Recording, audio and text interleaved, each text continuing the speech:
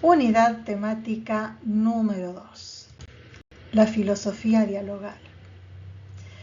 Tal como les anticipé al finalizar la clase anterior, ninguna de las dos posturas que vimos en la unidad 1 daban importancia al ser humano. Importaba o uno mismo en un caso o una finalidad que se entendía como algo superior en el otro caso. Lo que hace la filosofía dialogal es poner precisamente el foco en la dignidad del ser humano. Tiene sus comienzos en forma coetánea con el colectivismo luego de la Primera Guerra Mundial, pero recién luego de la Segunda es cuando se empieza a extender y a hablar en forma más globalizada del tema. Precisamente son generalmente los hechos extremos los que nos hacen tocar fondo, aquellos que nos hacen pensar y nos hacen dar cuenta de las cosas realmente importantes, ¿verdad? A muchos de ustedes probablemente les haya ocurrido con la pandemia, ese haber perdido toda libertad, ese no importar nada las cuestiones materiales porque nos podía faltar lo más indispensable para vivir, como es el aire, el respirar. Seguramente a más de uno les haya tocado en sus fibras más íntimas y les haya hecho modificar su estructura de pensamiento en algún sentido. Bueno, a nivel sociedad y a nivel global ocurre lo mismo. La Segunda Guerra Mundial, con la cantidad de personas asesinadas, el exterminio de millones de personas, dio lugar a que se trate por todos los medios de evitar que se vuelva a reiterar una situación semejante. Y ahí es donde se empezó a hablar de los derechos humanos, se empezó a hablar de la dignidad del ser. Y entonces empezó a tener cada vez más preeminencia, aunque en muchos casos no se la denomine así, precisamente con la filosofía dialogal. O sea, el ser humano es el centro de la existencia. Y nuestra propia evolución personal depende de nuestros vínculos con ese otro. Vieron que ya ahora modernamente la neurociencia nos habla de eso incluso. Nos dice que el tener relaciones saludables es importante para el cerebro, para evitar enfermedades en la vejez, el tener amigos, el tener vida social. Bueno, justamente desde otra arista, como es la neurociencia, nos hablan de lo mismo, de la importancia de tener vínculos humanos saludables. Cuanto más saludables sean los vínculos humanos, menos necesario será el derecho, ¿no es verdad? O sea, el ideal sería un mundo donde el derecho no sea necesario, porque significaría que estaríamos en armonía social. Pero bueno, como estamos años luz de eso, mientras tanto seguimos con la abogacía porque se sigue necesitando de esta solución pacífica de los conflictos sociales, que es justamente lo que promueve el derecho. La filosofía dialogal tiene dos fundamentos importantes. Por un lado, la palabra, es decir, si nosotros estamos hablando de relaciones interpersonales, estamos hablando de que nos comunicamos con el otro. ¿Y cómo nos comunicamos? Y básicamente a través de la palabra. La palabra que puede ser palabra oral o palabra escrita. O sea, nos comunicamos cuando conversamos con un otro, pero también nos comunicamos cuando le mandamos un WhatsApp o años cuando se enviaban cartas. También me estoy comunicando yo, aunque no los tenga cara a cara, porque estoy procurando llegarles a ustedes. Estoy procurando entusiasmarles con los conceptos que les estoy verbalizando. Hay, por ende, comunicación en la enseñanza. Hay comunicación en quien escribe un libro. El libro se escribe para ser leído, para que le llegue a ese otro. Muchas veces nosotros influenciamos en otras personas a través de nuestra comunicación y ni siquiera sabemos en cuántas personas hemos influido y qué tanto les hemos influido. Entonces, la palabra es fundamental para la filosofía dialogal, porque es la forma por excelencia en la cual nos estamos comunicando. Pero ojo, no nos comunicamos solo con palabras, sino que nuestras actitudes y nuestros silencios también comunican. Vieron que cuando estamos con alguna persona en silencio, hay silencios cómodos y hay silencios incómodos. Yo puedo estar con una persona a quien no sé qué decirle, porque no tengo afinidad, porque no hay cuestión de piel, y es un silencio incómodo. Por otro lado, puedo estar con un amigo, con una pareja, y podemos estar callados, y no por eso va a ser incómodo, porque nos estamos acompañando. ¿Cuántas veces una persona que está triste le acompañamos y, no sé, un abrazo en silencio, un apretarle la mano en silencio, está comunicando mucho? Entonces, comunicamos con palabras, sí, pero también comunicamos con lo que se denomina nuestro lenguaje no verbal, con nuestras actitudes y con nuestros silencios, con miradas. Hay miradas de ternura, hay miradas de desaprobación, hay miradas de subestimación. O sea, fíjense que yo siempre digo, es imposible no comunicarnos, para bien o para mal, en un sentido o en otro, pero siempre nos estamos comunicando. Y de todas las formas de comunicación que hay, bueno, la palabra es la que prepondera. Les decía yo que había dos elementos constitutivos de la filosofía dialogal.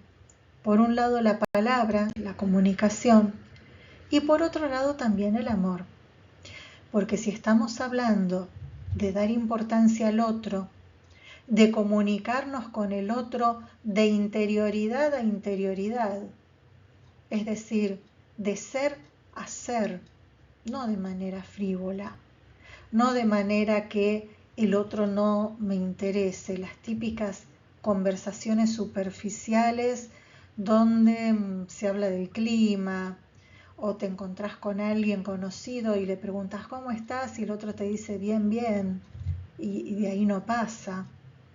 Ese ¿cómo estás? Tratado como una frase superficial, no porque realmente te interese. Si el otro te empieza a contar todos sus problemas, ya te vas a sentir incómodo, ya vas a mirar el reloj o el teléfono y bueno, te está llevando más tiempo del previsto. ¿Sí? Comunicación de ser a ser. Esa comunicación de ser a ser implica un cierto tipo de amor. Cuando hablamos de amor, no hablamos solamente del amor de pareja, del amor sexual, sino que hay diferentes tipos de amor. Hay un texto de Mandrioni que me gusta muchísimo y siempre lo utilizo para graficar este tema, que es el que les sinteticé aquí. Igualmente en el libro también lo van a encontrar, que son los distintos tipos de amor, cada uno de los cuales es más abarcativo que el anterior. En primer lugar tenemos el amor estorché, el más chiquitito, el círculo más pequeño. ¿Por qué? porque el amor estorché comprende solamente a la familia biológica. Es el amor de padres a hijos, hijos a padres, hermanos entre sí. Está unido por un lazo biológico, un lazo de sangre. Generalmente tiende a perdurar, tiende a durar toda la vida. Es un vínculo muy fuerte que está dado desde nuestro propio nacimiento. Por otro lado, el amor eros. El amor eros es un poco más abarcativo que el estorché porque ya sale de la propia familia y ya se va a buscar a un otro fuera de ese círculo pequeño familiar. Este es el amor de pareja. Franquea las fronteras familiares y se fija en un otro que constituye el amor de pareja. En tercer lugar, el amor filía. Es más abarcativo que los anteriores porque es el amor de amistad. Entonces, ya salimos de la familia, ya salimos de la pareja y nos vamos a un círculo más grande. Uno puede tener muchos amigos y pareja, al menos en teoría, una, y familia, salvo que sea una familia muy numerosa, generalmente también es un núcleo pequeño. En cambio, el círculo de amistades puede ser mucho más amplio. Entonces es más abarcativo. Y por último, el amor ágape, que es el amor ideal, el amor caridad, el amor que se extiende a la humanidad toda. Y es, hacia donde el ideal nos diría de aspirar. Dentro de la filosofía dialogal, al igual que en las anteriores, también tenemos los autores principales. Lo van a encontrar más extenso en el texto, en el libro. Pero tenemos en primer lugar a Maritain, a Emmanuel Munir, a Martin Buber y a Emmanuel Levinas. Lo principal para destacar de estos autores, por un lado, a mí me interesa mucho la relación yo-tú, yo-ello de Martin Buber. La distinción de Buber es riquísima porque nos hace distinguir dos tipos de situaciones en nuestra interacción cotidiana con un otro. Las relaciones yo-tú, que son aquellas de las que venimos hablando, donde hay comunicación intersubjetiva, diálogo, interés genuino por el otro, y la relación yo-ello, que son las que tienden a ser más superficiales. Buber no critica la existencia de la relación yo-ello, nos dice que son indispensables. Entiende imposible tener relaciones yo-tú con todas las personas con las que nos comunicamos. Pero lo que él sí critica es que sean más abundantes y más generalizadas que las relaciones yo-tú. Ahí es donde apunta la distinción importante. Existen unas y existen las otras. No podemos hacer oídos sordos y pensar que no existen las relaciones yo-ello. Existen. Sería absurdo negarlo. Lo importante que es que las relaciones yo-tú sean mayores, no las yo-ello. Las relaciones profundas sean en más cantidad, en más frecuencia, en más asiduidad, y no las yo-ello, que son las relaciones superficiales. A ver, por ejemplo, si yo voy a un almacén a comprar un paquete de azúcar, yo voy, saludo, digo lo que necesito, la persona que me está vendiendo me entrega el producto, yo le entrego el dinero. Quizás tenemos algún intercambio de palabras diferente con relación al clima, a las lluvias, a los precios, a lo que fuera. pero esa va a ser una relación yo-ello, es una relación superficial. No es criticable que existan. Por eso es que insisto que me gusta mucho la descripción de Buber, porque no llega al extremo de pretender que no existan y de pretender el amor-caridad, que insisto, sería el ideal. Pero sabemos que a lo largo de 21 siglos el ser humano no ha llegado a eso. Y bueno, quizás algún día, pero dudo que nosotros lo veamos. Entonces, ¿existen las relaciones yo-ello? Sí. Lo importante sería que, bueno, que reduzcamos la mayor cantidad de relaciones yo-ello y tengamos más relaciones yo-tú. Por ejemplo, si yo tengo mis compañeros de facultad, somos 20 personas, y bueno, yo entablé amistad con uno, y con los otros 19 no. Y bueno, tratemos de ampliar ese círculo y de tener una comunicación más profunda con más personas, con la mayoría de las personas. Mismo en nuestro lugar de trabajo, no centrarnos en un círculo pequeño de 2 o 3 personas con quienes tenemos más afinidad, sino tratar de profundizar y encontrar vínculos con más personas. En la medida que conocemos más a las personas, nos damos cuenta que tenemos más puntos en común de los que en realidad creemos. Así que hay que darles una oportunidad, aunque quizás a primera vista nos parezca que no tenemos nada que ver con el otro. Por otro lado, también quería detenerme en Levinas, porque de Levinas me gusta mucho que incorpora la responsabilidad por el otro, por un otro que quizás yo no veo. Fíjense que ahí les puse, en el otro están incluidos para Levinas toda la humanidad. La injusticia que cometo con otro tiene consecuencias para un tercero. Entonces, ¿a qué refiere Levinas con esto? A la cuestión de empatizar, a la cuestión de salir de mí, considerar al otro y darme cuenta qué es lo que le pasa o le puede llegar a pasar a ese otro con motivo de mis acciones o de mis palabras.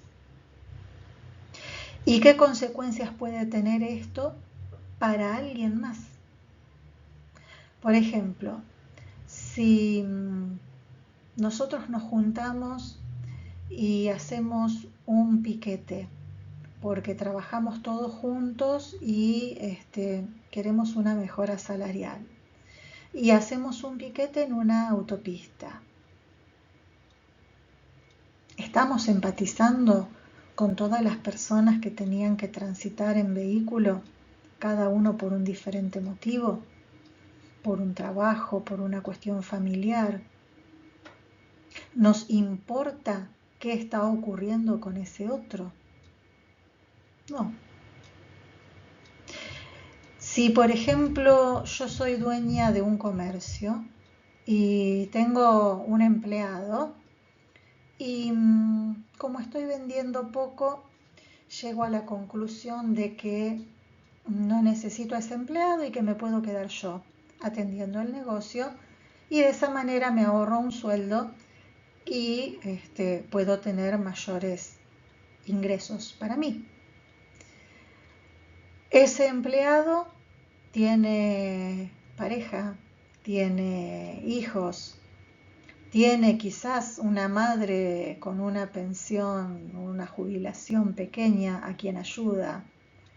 Todos esos son el tercero oculto detrás del prójimo, del cual nos habla Levinas cuando nos habla de esta responsabilidad hacia el otro oculto detrás de mi prójimo.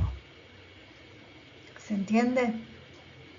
Entonces, mi acción, mi falta de empatía, repercute no solamente en aquella persona a quien yo me estoy dirigiendo, sino a terceras personas que yo ni siquiera conozco.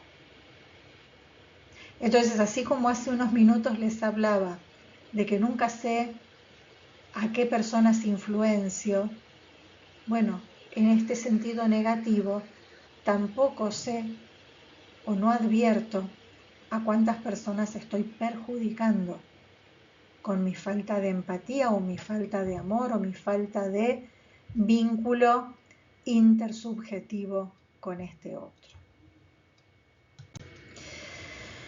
Llegamos así entonces a ver que si partimos de este yo tú, yo ello, del que nos hablaba Buber, que hay distintas formas en que nos tratamos.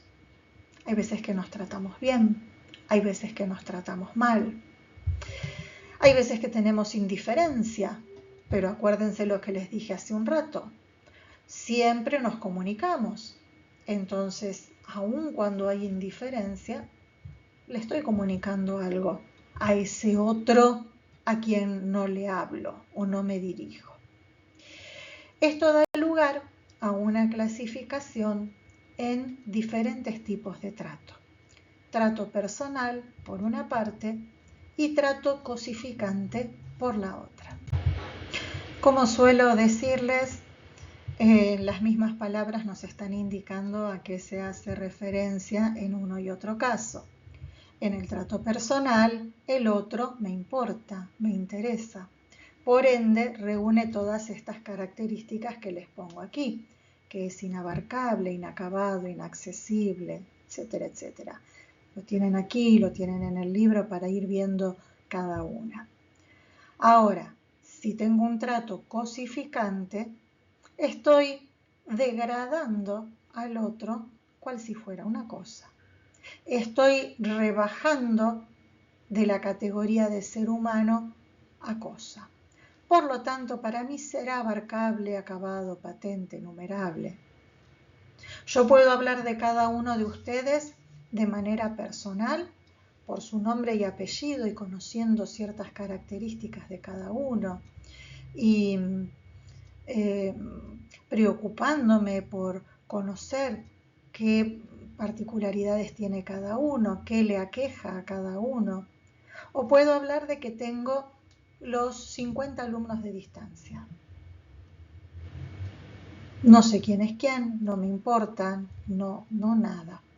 Por lo tanto, son distantes, son indiferentes, son un número o un número de legajo.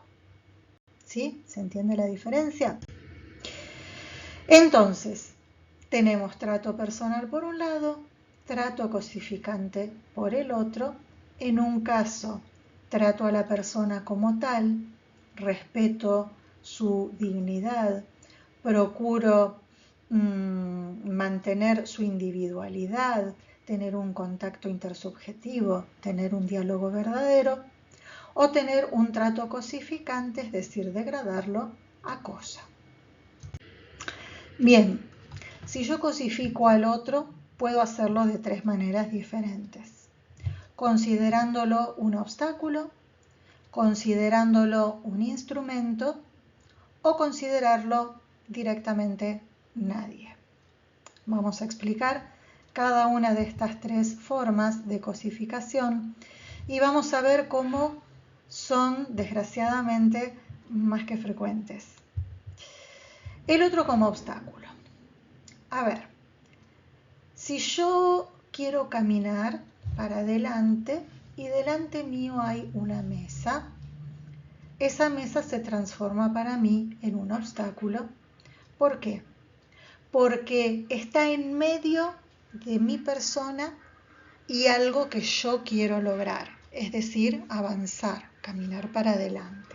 No puedo avanzar porque tengo este obstáculo. Es así, ¿verdad? Pero ¿qué pasa? Esto es una mesa, es una cosa.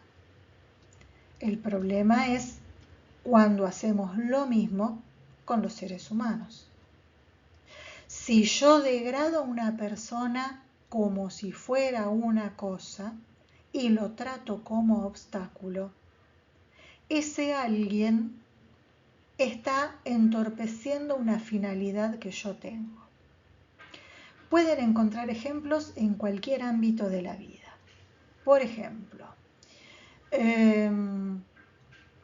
vamos a hacer una compra, apurados, y encontramos que hay una fila de 4 personas. Y pues bien, esas 4 personas para mí van a ser un obstáculo. ¿Por qué? Porque yo estoy apurada y lentifican mi finalidad, que es adquirir un producto en el mostrador que está delante de esas 4 personas. De hecho, muchas veces encontramos con personas que tratan de colarse. Es decir, fíjense hasta qué punto la falta de brindar importancia al otro, que cegados en su finalidad, yo estoy apurada, yo tengo que comprar, yo tengo que salir rápido, le dan nula importancia a esas 4 personas que estaban haciendo la fila y que por ende hacía más tiempo que estaban ahí paradas, y procuran sortear ese obstáculo. Entonces, considerar al otro como un obstáculo es lamentablemente una moneda diaria. Puede ser un obstáculo en un ámbito laboral incluso. Consideremos un lugar donde quiero un ascenso. La situación económica está compleja, quiero crecer, quiero ganar algún dinerito más, entonces quiero un ascenso. Y en mi lugar de trabajo los ascensos se confieren conforme la antigüedad de la persona en el lugar, supongamos. Por ende, si hay alguien con más antigüedad que yo, ascenderá primero. Bueno, esa persona también se transforma en un obstáculo. Un obstáculo entre mi deseo de ganar más dinero y de realmente llegar a lograrlo. Entonces, estos son ejemplos claros de el otro como obstáculo. Pasemos ahora al otro como instrumento. ¿Qué es un instrumento? Es algo que me sirve para algo. Me traen una milanesa y bueno, automáticamente voy a pedir cubiertos. ¿Y esos cubiertos qué son? Son instrumentos. Son los instrumentos que me sirven para poder cortar los pedazos de carne y poder comer de manera civilizada. ¿Sí? Entonces, son instrumentos porque me sirven para algo. Lo que ocurre, lamentablemente, es que muchas veces las personas también son tratadas como instrumentos. Es decir, seres humanos iguales a mí, con mis mismos derechos, mi misma libertad, mi misma dignidad, y sin embargo los degrado cual si fueran cosas. Ejemplos de estos también en todos lados.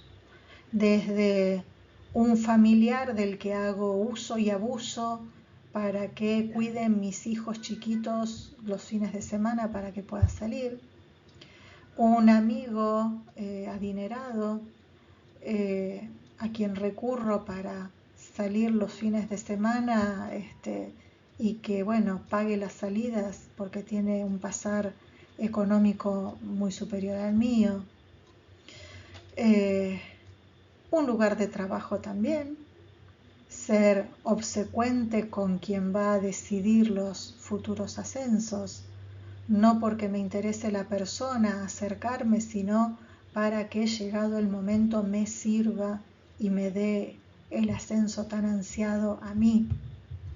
O sea, fíjense que en distintos ámbitos, sin darnos cuenta en algunos casos, dándonos cuenta en otros, podemos llegar a cosificar a una persona cual si fuera un instrumento. Por último, llegamos a el otro en cuanto nadie.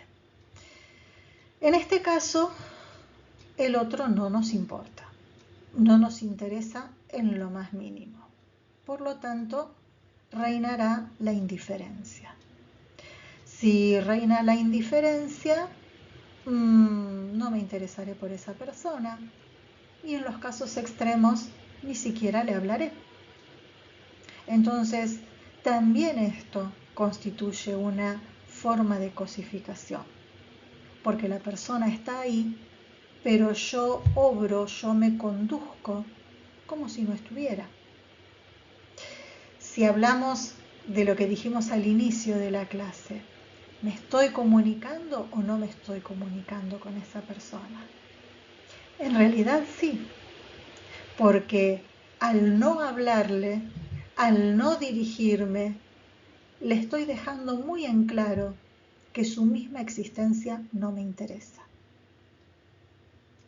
Entonces, podemos llegar a estar en un salón de clases, 30 alumnos, y uno no se habla con otro, y los restantes 28 quizás no advertirlo, el docente no advertirlo, pero entre ustedes saben. Quien evita al otro sabe que lo está evitando, y quien es evitado también lo sabe. La indiferencia les diría que es más dolorosa que el rechazo. Porque en el rechazo, si yo me peleo con el otro, y bueno, de alguna manera me está interesando, para mal, pero me está interesando. En cambio, si me es totalmente indiferente, es la forma más dolorosa de rechazo de ese otro. Entonces, quizás las terceras personas no lo lleguen a percibir porque no están pendientes de la situación, pero los involucrados sí. Es decir, la comunicación cosificada existe. Los dejo hasta aquí y nos vemos la semana próxima con la unidad número 3.